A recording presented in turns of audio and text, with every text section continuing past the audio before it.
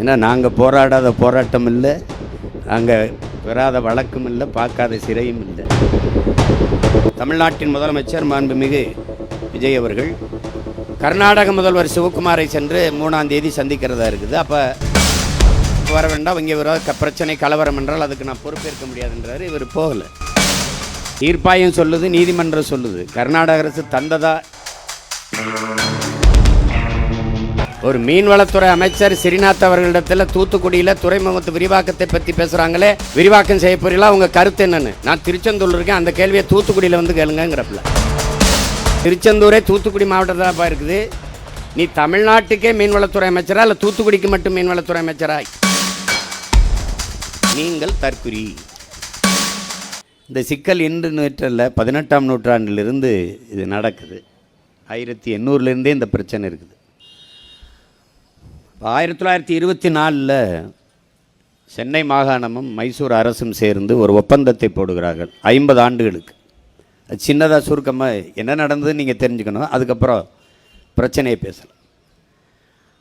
அதில் வந்து 75 விழுக்காடு நீரை ஒதுக்கி கொடுப்பது என்று முடிவெடுக்கிறார்கள். அப்போ 566 டிஎம்சி அதை கண்ணாடி தமிழகத்திற்கு கொடுக்கணும், தமிழகம் புதுச்சேரிக்கு.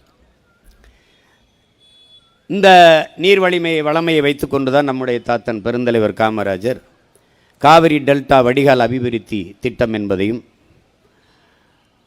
புள்ளம்பாடி வாய்க்கால் திட்டத்தையும் இன்னும் பல நீர்ப்பாசன திட்டங்களையும் செயல்படுத்துகிறார். அந்த 24 போடப்பட்ட அந்த ஒப்பந்தத்தை புதுப்பிக்காமல் அன்றைய ஆட்சியாளராக இருந்த ஐயா கருணாநிதி அவர்கள் விட்டுவிட்டதால் 1974 அது காலாவதி ஆகிவிட்டது, வலிமை இழந்துருது. பிறகு அவர்கள் அணைகளை கட்ட தொடங்கும் போது பிரச்சனைகள் பெருசாகிறது. இப்போ 1986 இந்த காவிரி நதிநீர் உரிமைக்காக வழக்கு, ஒரு நடுவர் மன்றத்தை, ஒரு தீர்ப்பாயத்தை அமைக்க வேண்டும் என்று தமிழ்நாடு அரசு செல்லுகிறது.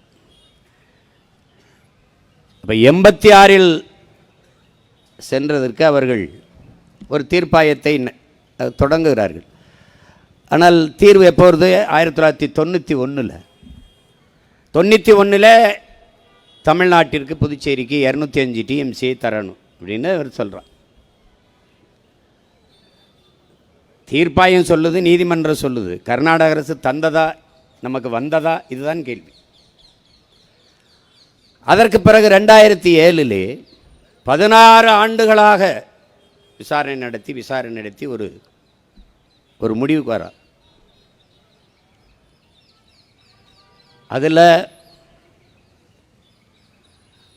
740 டிஎம்சி இருக்குது. அதில் 419 டிஎம்சியை நமக்கு ஒதுக்குறாங்க. அதில் பில்லிக்குண்டுவில் இருந்து நமக்கு 192 டிஎம்சியை தரணுங்கிற முடிவுக்கு வராங்க. அப்போ 2007 காலகட்டத்தில். பிறகு 2018 பிப்ரவரி அதில் உச்சநீதிமன்றம் ஒரு இறுதியாக ஒரு தீர்ப்பை சொல்லுது. பெங்களூரில் இருக்கிற குடிநீர் தட்டுப்பாட்டை காரணம் காட்டி அந்த 192 குறைச்சி 177.25 டிஎம்சி என்று வரையறைக்கு வருகிறார். இதுவரை அந்த 177.25 டிஎம்சி நமக்கு திறந்து விடப்பட்டதும் இல்லை, வந்ததும் இல்லை. அதாவது 1, 2, 4 டிஎம்சி இப்படித்தான் அது கொடுப்பார்கள். இங்கே போராடுகிற நாங்கள் பொழுதுபோக்கிற்காக, அரசியல் செல்வாக்கை உயர்த்தி கொள்வதற்காக, மக்களின் வாக்குக்காக இதை செய்யலை. என் மக்களின் வாழ்க்கைக்காக செய்கிறோம் என்பதை அறிவு சமூகம் புரிந்து கொள்ளும். ஏன்னா நாங்கள் போராடாத போராட்டம் இல்லை, நாங்கள் பெறாத வழக்கும் இல்லை, பார்க்காத சிறையும் இல்லை. ஆனால் எங்களை கோயிலுக்கு நேர்ந்து விட்ட மாடு மாதிரி எங்களை ரோட்டில் போட்டு வந்தே போனவங்களெல்லாம் நீங்கள் கோட்டைக்கு அனுப்பிட்டு மறுபடியும் எங்களை ரோட்டில் தான் விட்டுருக்கீங்க. இப்போ நாங்கள் பேசுகிறது அங்கே இருக்கிறவனுக்கு அது புரியுமானான்னு கூட எங்களுக்கு தெரியல. ஏன்னா அதுதான் அது ஏதோ எங்களுக்கு சொல்லுவான்ல, வாங்கி வந்த வாரம் அப்படி இருக்குது, ஒன்றும் சரி கிடையாது. இதில் இங்கே அவ்வப்போது அவர்கள் நமக்கு நதிநீரை திறந்து விடுவதெல்லாம் அவர்கள் உச்சநீதிமன்ற தீர்ப்பையெல்லாம் மதிப்பதாக இல்லை கர்நாடக அரசு. அதை தெரிஞ்சுக்கணும். கேரளாவும் மதிக்கிறதில்லை. நமக்கு அவர்கள் திறந்து விடுவது அதிகமாக மழைப்பொழிவு நடந்து அங்கே அணையின் கொள்ளளவு உயர்ந்தால் அணை உடைந்து விடுமோ என்ற அச்சத்தில் திறந்து விடுவார்கள். அப்படி திறந்து விடுகிற நீர் உபரி நீர் தானே ஒழிய தமிழ்நாட்டுக்கு கிடைக்க வேண்டிய உரிய நீர், உரிமை நீர் இல்லை. அதை நீங்கள் நல்லா விளங்கணும். ஒவ்வொரு முறையும் உரிய நீரை, உரிமை நீரை தந்திருந்தால் நமக்கு எந்த பாதிப்பும் இல்லை. அவங்க சொன்னது மாதிரி இப்போனா நமக்கு முறையாக குறுவை சாகுபடி நடந்திருக்கும்.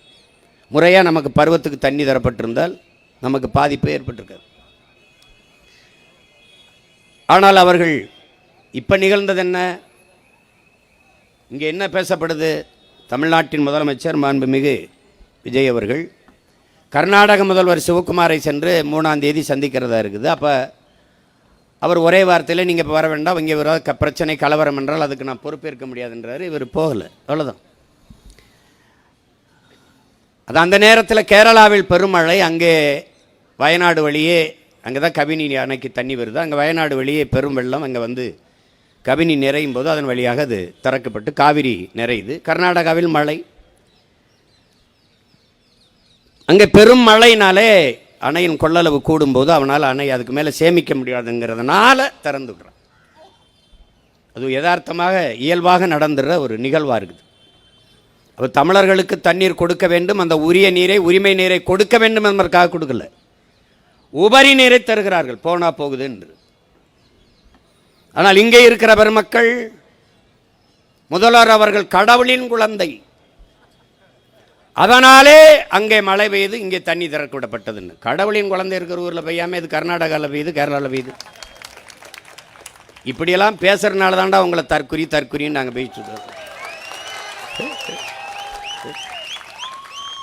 ஏதோ நாங்கள் ஏதோ தற்குறின்னு சும்மா போகிற போக்கில் சொல்லலை, ஆய்ந்து உணர்ந்து அறிந்து தெளிந்து பேர் வைக்கிறோம். ஒரு மீன்வளத்துறை அமைச்சர் ஸ்ரீநாத் அவர்களிடத்தில் தூத்துக்குடியில் துறைமுகத்து விரிவாக்கத்தை பற்றி பேசுகிறாங்களே, விரிவாக்கம் செய்ய போறீங்களா, உங்கள் கருத்து என்னன்னு? நான் திருச்செந்தூர் இருக்கேன், அந்த கேள்வியை தூத்துக்குடியில் வந்து கேளுங்கிறப்பில்ல. தூத்துக்குடியில், திருச்செந்தூரே தூத்துக்குடி மாவட்டத்தில் தான்ப்பா இருக்குது. நீ தமிழ்நாட்டுக்கே மீன்வளத்துறை அமைச்சரா இல்லை தூத்துக்குடிக்கு மட்டும் மீன்வளத்துறை அமைச்சரா? இப்படி பேசுவதாலே தான் நீங்கள் தற்குறி. புரியுதா?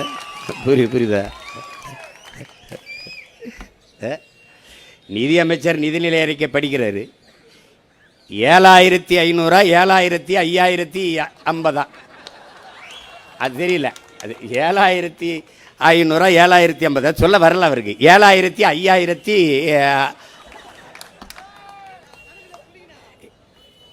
அப்புறம் அது 8900 அது வரல. 8000 9000 ஐயோ என்னவோ ஒன்று ரெண்டு ஒழுங்காக படிக்காதவனெல்லாம் நிதியமைச்சராக போட்டு நாங்கள் என்ன நினச்சிக்கிட்டோம், இங்கே பாரு உங்கள் உலகத்தில்டா கணிதமேதே ராமானுஜம் பிறந்த நாட்டில் அவன் கூட்டத்துக்கு இல்லை, ஒன்று ரெண்டு ஒழுங்காக தெரியாதவன்லாம் நிதியமைச்சராகிட்டவங்க. என்னன்பை என எழுத்தன்பை இவ்விரண்டும் கண்ணன்ப வாழும் உயிருக்குங்கிறான் வள்ளுவ பெருமகனார். ஏன் எழுத்து வருவதற்கு முன்பே என்னை கண்டுபிடித்தவன் என் இன மக்கள் என்பதை புரிஞ்சுக்கணும். முதல் நிலம் தாண்டி இரண்டாவது நிலத்தில், முல்லை நிலத்தில் ஆடு மாடுகளை வளர்க்க தொடங்குகிற போது அதை எண்ணுவதற்கு 1-2 கண்டுபிடித்த இனத்தின் கூட்டம் நாங்கள். அதனால அதை என்னன்பை என எழுத்தன்பை இவ்விரண்டும்னு பாடுறாரு. அப்படி வந்த கூட்டத்தில் ஒன்றும் தெரியல. உலகம் எங்களை பார்க்குது. இனிமேல் எந்த பெருமையும் நீ பேச முடியாது. நான் யார் தெரியுமா? நான் சேர சோழ பாண்டியம் பரம்பரை. நான் யார் தெரியுமா? புலித்தேவன் வாரிசு. நான் தீரன் சின்ன மேலே பேரேன். டே போடாங்கிட்டு போட கேவலப்படுத்திடுவான். கம்பன் இளங்கோ ஐய போப்பா அப்படின்றான். ஒரு பெருமையும் உனக்கு கிடையாது. இப்போ இந்த சூழலில் இங்கே பேசியவர்களாம் குறிப்பிட்டார்கள், நாங்கள் தேர்தலில் வெல்லாதிருக்கலாம், தேர்தலில் தான் வெற்றி பெறவில்லை, கொண்ட கொள்கையில் நிலைப்பாட்டில் உறுதியாக நிற்கக்கூடிய கூட்டம். இந்த மண்ணுக்கும் மக்களுக்கும் ஒன்றென்றால் உயிரை விட மேலானது என் மக்களின் உரிமை என்பதில் முன்னாடி நிற்கக்கூடிய பிள்ளைகள் நாங்கள். ஏனென்றால் அப்படிப்பட்ட பரம்பரையில் வந்த மக்கள் நாங்கள். அடிமை வாழ்வினும் உரிமை சாவு மேலானது, சரணடைந்து வாழ்வதை விட சண்டையிட்டு சாவது மேலானது. மண்டியிட்டு வாழ்வதை விட மானத்தோடு மாண்டு போவது மேலானது. உயிரை இழக்கலாம், உரிமையை இழக்கலாமா? உயிர் உன்னதமானதுதான், நான் அறிவேன். ஆனால் அந்த உயிரினும் மேலானது எமது உரிமை, எமது இனத்தின் விடுதலை என்ற முழக்கத்தை முன்வைத்தவன் எங்கள் உயிர் தலைவன் மேதகுவே பிரபாகரன் அவர்கள்.